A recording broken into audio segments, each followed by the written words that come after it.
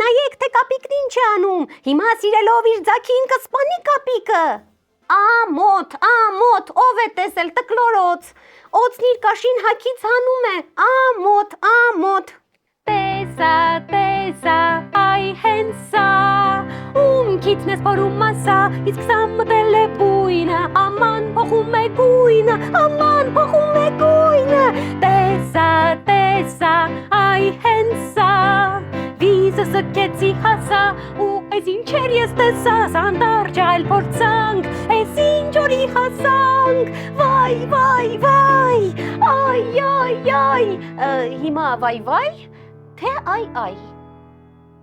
Այսպես ամբողջ օրը վիզը ձգում, նայում, գոռում է ընձուղտը,